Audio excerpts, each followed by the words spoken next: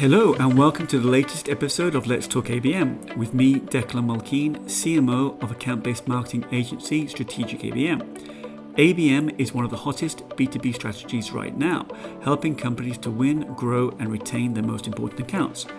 This podcast allows me to spend some time talking to account-based marketing leaders about their ABM programs and share their insights with other B2B marketers, wherever you are on your... So today I'm joined by Marta George, who's the head of EMEA ABM programs at Ping Identity. Marta, thank you so much for joining us today. Thank you so much for having me, Declan. It's a much pleasure. Well, let's spend the next half an hour or so talking about yourself, your ABM journey, your experience running ABM at different companies, your experience now at Ping Identity. And let's kick off with a deep question for you. I think when we were chatting previously to this recording, I think you were saying to me that you were the first marketer to come into Ping to run ABM. And I think it'd be interesting to hear what those early days were like. And I think you were saying to me, you originally, it wasn't that you were trying to bite off more than you could chew, but there was definitely a sense of there were a lot of accounts that you were looking to target and you weren't able to reach them all. So maybe for the audience, share a little bit of that early journey at Ping and what those early days were like. Sure. So my first kind of touch with ABM was when I was still at ForgeRock, so before the merger of Ping Identity and ForgeRock. I ran a few pilots, regional pilots. So it was few accounts in a one-to-few model and one account in a one-to-one model, purely regionally in the UKI. And when the merger happened, I had the fantastic opportunity to step up and run the EMEA programs for Ping Identity as a new joint company. And that's exactly what happened. There was no one else on that job title in a whole organization. Myself and the team decided we're going to jump for 87 accounts. We selected 87 accounts and we said, let's do it. And it was tough. I'm not going to lie. As only one person trying to build the whole strategy for ABM that can be then replicated across different regions, but also trying to do it without really the company having a knowledge and kind of idea of what really ABM is. Everyone knew about it, that it's great and it's like a golden goose laying golden eggs, but how it's going to work and how to tackle it as a one person, it was a really tough journey. I'm not going to lie. It was a little bit scrappy, experimental at the beginning. We wanted to run all of those 87 accounts, trying to prove the value of ABM fast, trying to prove the need for me as a person, as a head of ABM very quickly. But it also became clear quite quickly that we were very busy. I was very busy, but not necessarily effective. There was a lot of volume, a lot of noise. But did we actually see a great results? Not necessarily. Could we actually handle all of those 87 accounts on the level that ABM should be handled? No. So we shifted and we moved from kind of chasing that coverage to focusing on more strategic accounts. And we did something that people are afraid to do. We scaled down to scale up. And we really, really reduced the amount of accounts that we're going to focus. We asked for help as well. I think that was one of the big shifts in our mentality, that we asked for help and I didn't just do it on my own. I had a team to help me out with it. But that's kind of how it went. We just had to scale down to make sure that we're scaling strategically. Yeah, interesting. I made some notes here about some of the points you just mentioned, but it's interesting when you said, and I think this is probably a problem for a lot of companies and a lot of people listening to this episode, is if that message is going out there saying that ABM is the golden goose, it lays golden eggs, it's going to save your bacon, or whichever other similar expressions people use, that's a massive problem, because obviously you're setting yourselves up for a fall, because obviously ABM isn't the golden goose that lays golden eggs, and it's not going to save your bacon. Other types of marketing will save your bacon, right? Yeah, exactly. I think a lot of people see in ABM, there was a moment in time that ABM was very everywhere. Everything wanted to do it. Everyone wanted a piece of ABM. So let's just do it. And ABM, we are now in a B2B marketing in general, very used to an instant gratification, something that comes quickly.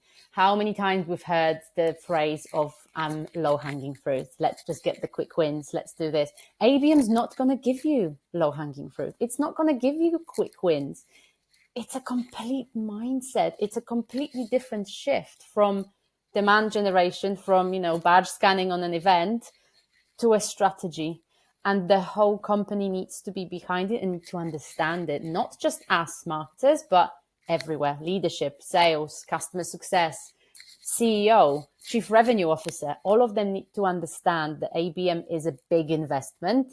It's a lot of work, but it's not a quick win. But it will bring that win, just not tomorrow. Okay, well, do me a favor. I'm just going to throw a curveball at you, to use a baseball term. Talk yourself out of a job. Tell me in what example, or let me give it another way. You go into a company and you have a good sniff around and you say, this is not a company for ABM. What does that look like? They talking about quick wins. They talking about they need to expand their outreach to different ICPs. They need to gain much more net new logos, and they just need to do a lot of MQLs because MQLs convert very quickly. They want to do strategic ABM campaigns to 300 or 500 of the target accounts across different verticals or in one vertical. That is not ABM. That's demand gen. So if you walked into a company like that, you'd obviously either say, somebody's going to help me to support me to get this right, or you're going to walk away, right? Yeah, exactly. That's not a company who actually understands ABM and how it's going to work. Yeah. And going back to your point, Marta, about you not many people do that, what you did, which is not scaling up, but scaling down. What, when you saw that many accounts and the fact that there was limited resources, you said, well, let's do fewer accounts, but let's do more work, I suppose is what you said, really.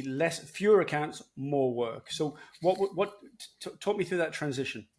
Well, I was only one person running it. At that moment, it was me as a whole team, me writing email nurtures, me writing, or, we utilize some kind of freelancers to help with the biggest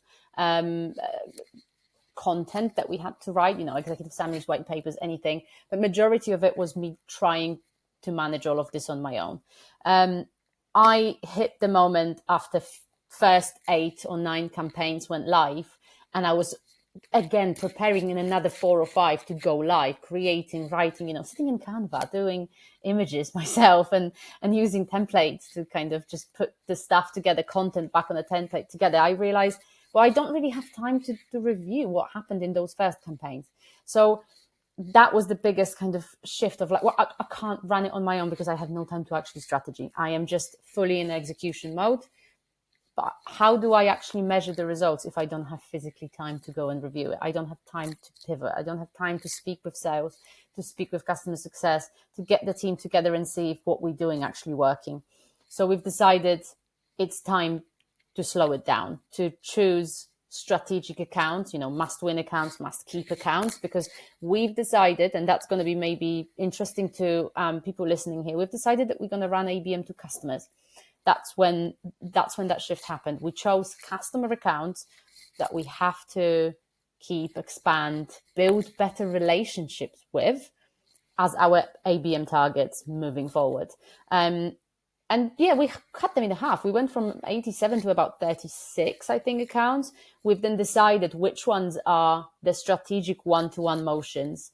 And by one-to-one motion, I mean really personalized outreach to those accounts, but a long-term campaigns. They are not one-to-one campaigns. They run for 3 months and we're just going to switch them off.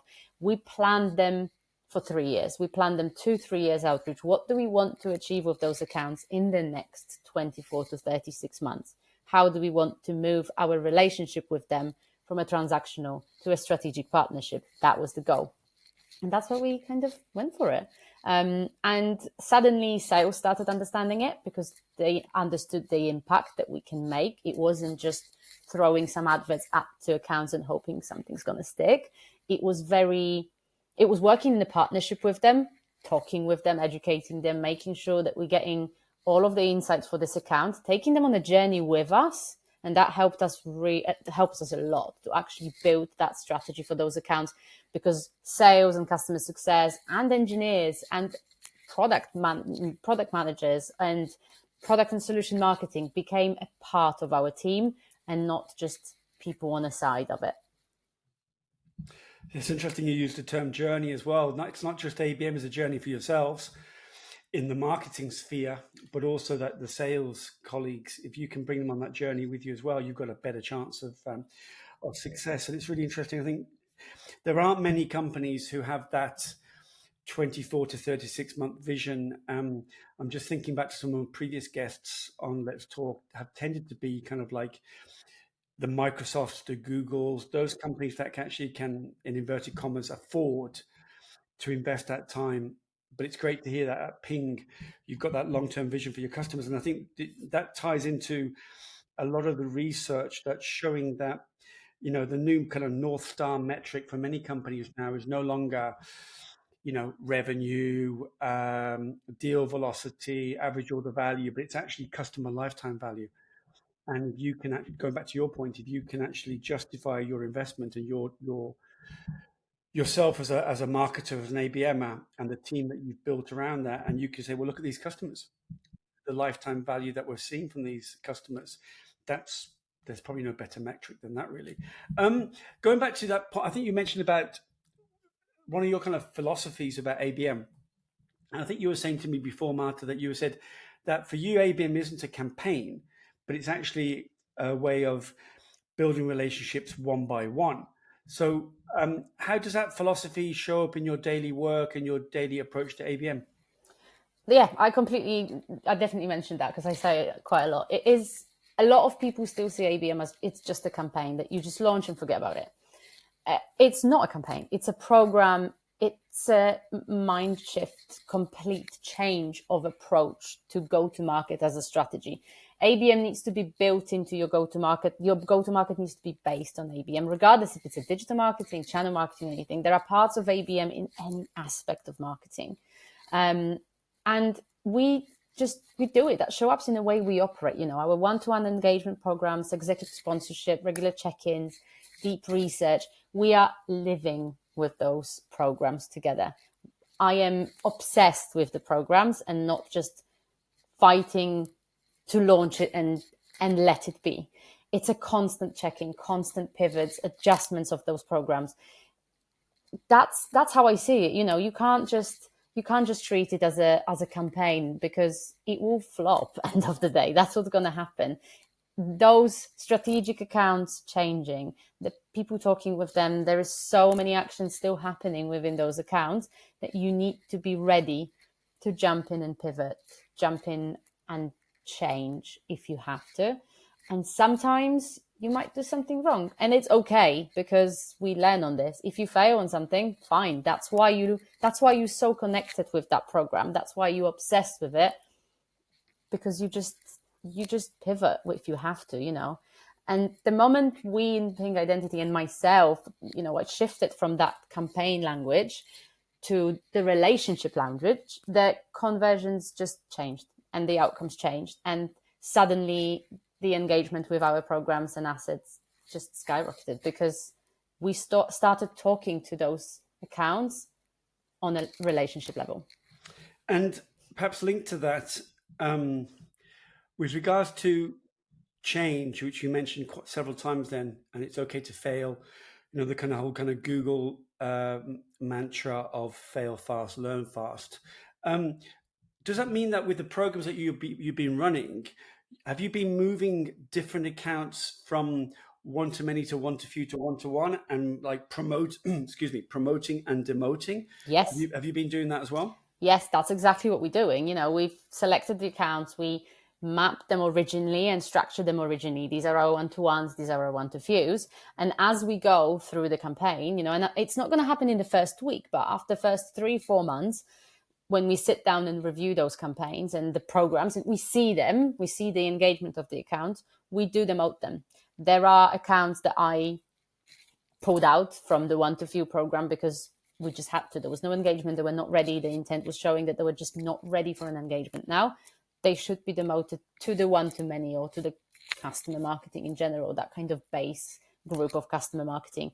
And some of the accounts really been upgraded to a one-to-one because of something that's happening within an account currently. I don't know, we needed to shift. There's a great example of an account that we shifted from one-to-few marketing, one-to-few ABM program to one-to-one, but really pushing the deal-based marketing on this because there's a deal happening. So we need to shift not just the approach and how we target it, but also the messaging and everything around it, and people that we target and how we actually going to connect with them. So that is a constant move. Every quarter we review that, and we move accounts here and there. And we don't treat it as a failure that the account is not engaging. They're not engaging now.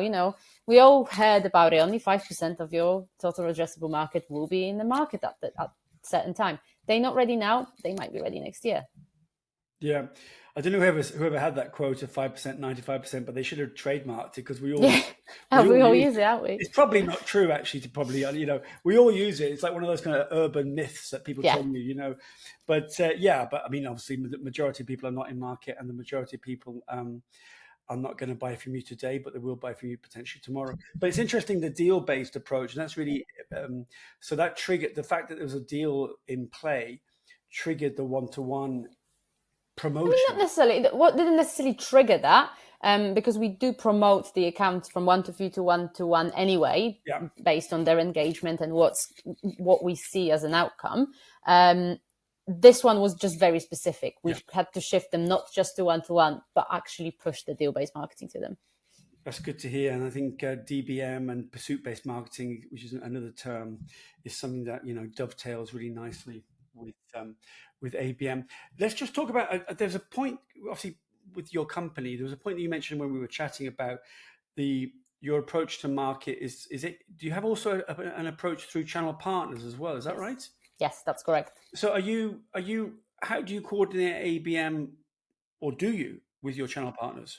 So this is kind of a new initiative that I'm just starting. We originally, when we started ABM, we kind of kept it on an ABM field level, but now I've decided it's time to incorporate partners. We are talking about being partner first and really focusing on this. We have fantastic partners with Pink Identity, so we're leveraging that. ABM with channel partner adds a completely whole new dimension. We are piloting the one-to-few approach at the moment with selected partner. We're co-creating the value for the shared accounts that we're both going after. The benefits from that, we get double the influence. It's our brand and the partner brand. They are big GSI partners. Of course, they are very known. It's a really big upside to partner with some known partner with us. So we've got double the influence, double the outcomes. But it doesn't come without a challenge. I'm not going to lie. The challenge is always the alignment. The bigger the partner, the bigger the GSI or reseller or whoever you want to partner with, the alignment between the teams is always a big challenge, because they are very complex. And sometimes if you're going for a one-to-few campaign to, 100 selected accounts from different regions, for me, all of those accounts I look after, and I've got everything in my team. For them, there's probably 5 different teams that needs to align to it. So there is a challenge. It can slow process down, but I think the outcomes and the upsides are much higher, and it's worth to actually push through it. So is that kind of in the pilot stage, or have you gone past pilot? No, it's in the pilot stage at the moment. We're developing it now, yeah. Okay, and then based on how you'll make some changes, and then you'll roll it out wider to the. Yeah, that is the plan. If it works, and if we get good outcome, and we don't go through too many breakdowns, we can just roll it out with different partners. I think that's the plan. Yeah.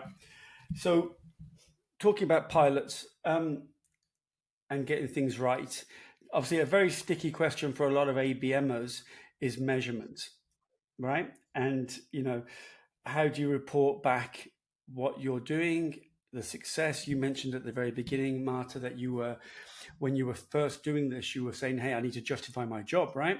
My job, this new position in the firm, et cetera, et cetera. So now you're in the job for, how long have you been there now for? In total, 3.5 years, but I'm doing ABM since January 2024. So yeah, 1.5 years. 1.5 years. Mm-hmm. So yeah, 18 months, not 20 months, something like that. So how are you, based on what you've been doing to date over the course of the last 18 months or so, how are you going back to the business and saying, look, guys, this is what we've achieved? Are you going the metric route? Are you going the anecdote route? Are you mixing the two? Have you got some amazing spreadsheets? Have you got some amazing technology? Can you reveal what you've got? Both. It's a mixture of both for sure. And that it always has to be a mixture of both.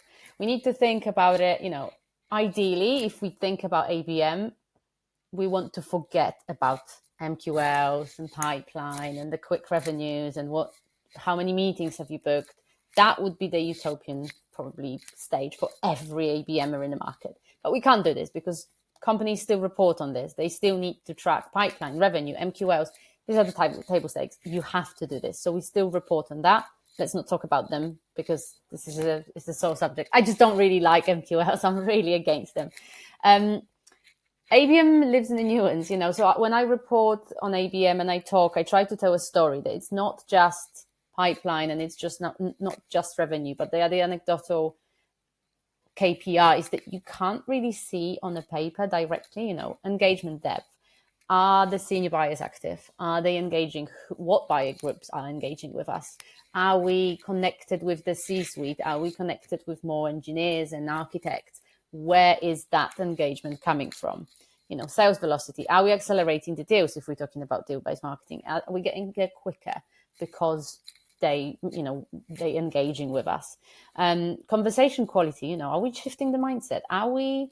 It's not just it's not just what we measure, it's how we interpret it. I think that's the main point about it. And talking, you ask about technology and if we've got dashboards and spreadsheets. We do, everyone's got dashboards, everyone's got spreadsheets.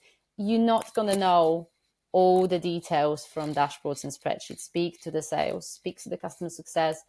The account owners are your knowledge because if you're doing ABM to customers like me, it's those people who actually speak with the customers on a daily, weekly basis. What are the conversations are about? Are we started talking about something new? Have they told us that they've seen a different campaigns? Have they told us about, we just seen this episode of webinar, someone sent it to us or it appeared on LinkedIn, can we talk about it? Are we actually engaging with them? But also very interesting metric for me, and it's an example from one of the campaigns that we've done with a fairly, transactional customer of ours. We took the customer on the journey. We kind of told them that we're doing a campaign like this to different parts of the company. We're lucky enough that we can kind of target very different buying groups. So we're targeting a little bit different buying groups than the champion that we already currently engaged with. And he was really interested and he really wanted to kind of help and be on the journey. We asked him to participate in one of our webinars, podcast. He joined, he was happy. And then a few weeks later, he wanted to participate in another global webinar. And then he said, if you ever need me to go on the stage and talk about something on one of your events, I'm your guy. Just hit me up. I'm happy to do it. How do you measure this? How do you measure someone who you barely spoke with to someone now being happy to be your advocate of your brand and be on a podcast, be on a webinar, be on the stage? You can't measure this, but I think that's kind of change is really visible. That kind of change is really visible. Yeah, no, I literally just wrote down, before you said the word, I wrote down advocate as well, and the power of advocates is so important. And okay, two questions linked to that then. When you mentioned the word engagement quite a lot there, what do the C-suite think about that metric? Now they understand. At the beginning, probably they didn't. I'm not going to lie. And I think it's the constant education, not just external, but internal, and telling them about how ABM should look like. For C-suite, for the board of directors, for anyone high up there, numbers are still very important. So you still have to report on numbers.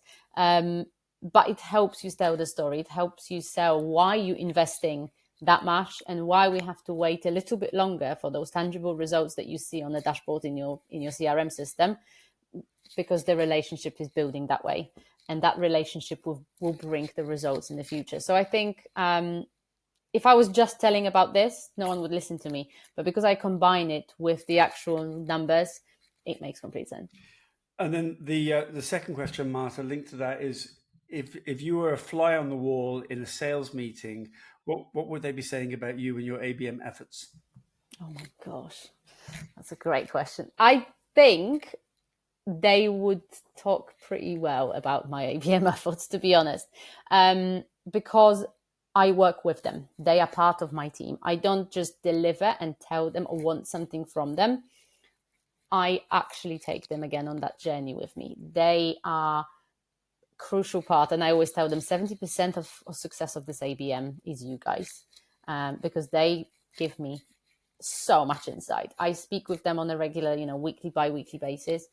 They help me develop the value proposition. They help me develop, who we're going for, map the relationship, the buying groups.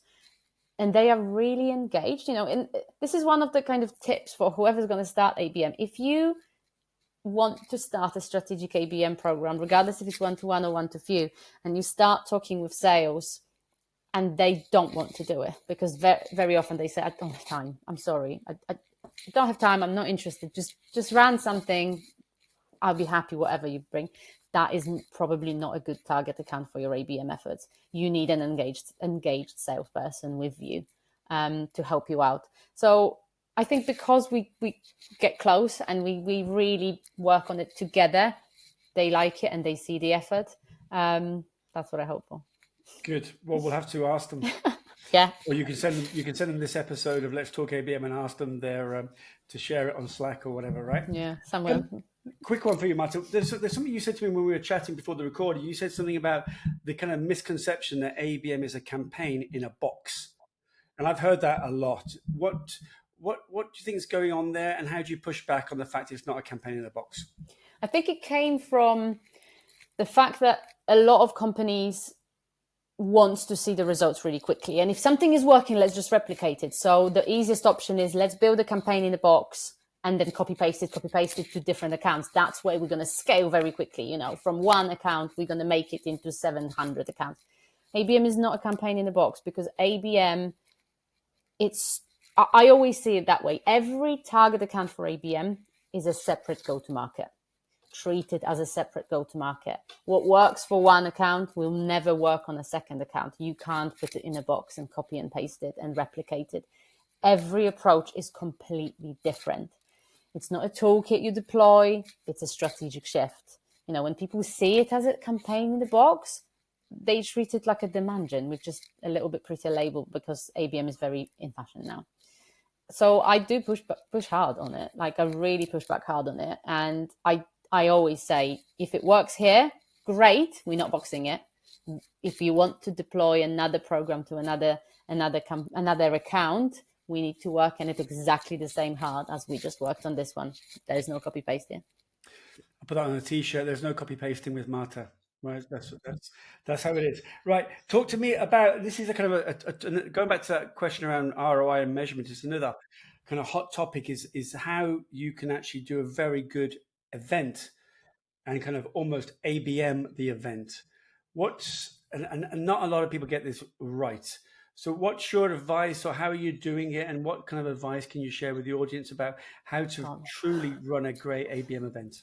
Great advice to everyone: don't even try. No, it's a tough one, and it's hitting a nail in the head, because I was very frustrated a few weeks ago about it, after speaking with probably about 8 different event vendors who promise you that they're going to run an ABM, great ABM events for you, and you're speaking with them, you're doing this 30-minute intro call, and they tell you, we can connect you with thousands of decision makers from your ICP. I'm not interested in ICP. And that's always the same conversation. I'm not interested in ICP. I target 7 accounts from your region. These are my 7 accounts. That's what I'm interested in. Okay, great. 7, great. And then we can find another 200 similar to those. No, let's go back to it. I'm not interested. So there is a lot of those vendors who call themselves ABM events, but end of the day, they just rebranded webinars or fancy dinners, or I don't know, trade shows, which completely throws me off every time if they say, oh, it's just a trade show, but it's an ABM trade show. Great. I don't know how that exists. So for me, a real ABM event is intimate. It's curated. It's account specific, and it's built around the buyer, not around the brand. No banners, no talking about how amazing we are, no generic decks, no death by PowerPoint. No one is interested in listening again to everything that they can find on a website and read on any white paper. Bring them experience. Let them talk between each other openly, peer-to-peer. Create a relationship building environment that doesn't evolve around you as a vendor, as a brand. Don't sell to them. Let them talk. And again, going back to that advocacy between your customers, if they are your customers, you don't have, and they are happy with you, and you're creating a happy environment for them to be around, you're never going to have to ask them to talk for you. They just do it. We do that. People do it. It's our nature. If you're happy with a brand, you're going to go and tell your friend about it, right? So give them space to do it without pushing, without talking about upselling and cross-selling. Like, yeah, we know it's important, but let them talk.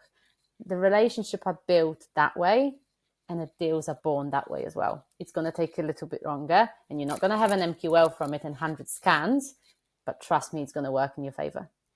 No, I think there's some great points there. And building it around the buyer, not the brand. No death by PowerPoint. Bring them an experience and create relationship and build around them and get them to converse and to talk. I think those are great advice for anybody trying to run a good event. Let's talk about something which obviously maybe a year or 2 years ago, or more than a year ago, I definitely wouldn't have had as a question, but now it's a default question, and it's a question around AI. Two questions, I suppose. One obviously is, where are you, and obviously Ping, and I'm guessing with your organization, there's an awful lot of AI in terms of how you go to market and in terms of the offer you make to your customers and to the market. But in terms of yourself and your approach to AI and your ABM program, are you AI enabling your ABM program, or is it early stage, or where are you with that? We are definitely there. We use AI. I think we will be stupid not to. It will be dangerous not to at this time. So but everyone wants that kind of personalization at speed. There's a hype of AI will speed up the process for you, and everything's going to be quicker and better and faster, and the results will come yesterday. And yes, at some point, AI helps with speed. It helps us speed things like insights gathering, content customization, intent analysis. Of course, it helps speed up that process, but it doesn't replace human strategy. You still need people who understand the nuance of the account. You still need people to put that thing together, the politics, the people, the message, the challenge. AI is not going to do it for you. I posted about it a few days ago, I think a few weeks ago, that if your ABM strategy can be done by AI, it shouldn't have been done in the first place. ABM, it's very personalized and it needs a human touch. So it's an enabler, absolutely. AI is an enabler. It's not an answer to everything. Use it wisely. Don't forget that people are the ones who bring the biggest value to that program. And just link to that, where is there an example you can share with the audience about where you say, you know what, I'm doing this at the moment, and it's hard to remember what it was like before I did this. Is there an AI use case that you've got that you think, well, you know what, this is helping me a lot? Yeah, definitely. With customization of the content, we are really focused on content being customized and personalized to buying groups. So, the value proposition is kind of main value proposition to the account or the specific sector that we chose, or a cluster of accounts that we chose. But we personalize it for different buying groups, the C-suite, the architects, the finance guys, the fraud guys. And we utilize AI for this a lot. I'm doing it, I'm working with a team who's doing it as well. And it's much easier to do it that way. We have so much insights because you do, the surveys, the buyer group surveys, and you kind of have an idea of how the same message should be positioned to different buying groups, different decision makers. But doing it yourself, sitting in front of the Word document and trying to write the same message in a different language is very difficult. Even for, content writers who are like, I'm not a content writer. Even for content writer, once you kind of write in the same voice, it's very hard to switch to another, especially if you have to add another 3 or 4. This is definitely one of the biggest help. Like, it just takes such a short time now to run it, to do it, to customize it. We still don't copy paste it. We still check it. We still make sure that it matches that what we want to say. But I can't imagine not using AI for this now. And is that like a custom GPT or something internally you've built? Or no, it's a custom platform that the team that I'm working with, the agency that I'm working with, has built it. Yeah. So one question to finish off before we ask you some rapid fire questions. If you had to summarize perhaps your approach to ABM at Ping in a single sentence, what would you say that single sentence is, or what's that North Star? What are you trying to achieve? Build fewer but better relationship that drive bigger revenue. That would be my one sentence. If you've just said that off the cuff, that's pretty good. And you say you're not a content writer, that's pretty good. Yeah, there you go. There you go, Marta. Well done. Thank you. I ask every guest just at the very end of the show 4 quick questions and to get 4 quick answers. Tell me, what's been your greatest ABM learning? That real ABM success isn't fast. It builds and then breaks through. Good. Next one. Hardest part of ABM, in your opinion? Hardest part? It's explaining the fact that ABM isn't fast to other people and holding that line when they only want quick wins. Yeah, that's a hard one. Very. And we've talked a little bit about this today, but the greatest misconception, in your opinion, about ABM, what would that be? That it's a campaign. It's not a campaign. It's a business strategy, and we have to switch that thinking about it. Gotcha. And the last question, we're recording this on a Tuesday lunchtime. Let's fast forward to the end of the week. I know it's very warm there in the UK this week. You're looking forward to sitting in the garden, enjoying a Pimm's or whatever kind of British thing you get up to now. But you get a phone call from an old colleague, says, hey, Marta, listen, I've got to do a presentation on ABM on Monday morning to my CEO. What on earth do I make sure I say that will resonate very well with him or her? What's that one piece of advice you say, make sure you don't forget to say ...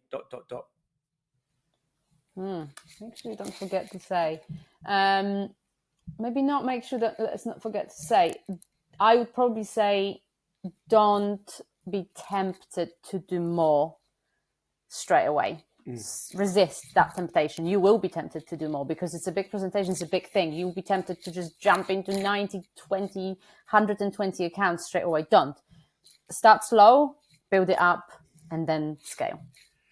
Great advice. So don't bite off more than you can chew, basically, right? Yeah. Okay. I think that's good advice for most things in life, really. Yeah. And it applies to ABM as well. Marta, thank you so much for joining us today, for sharing your ABM journey.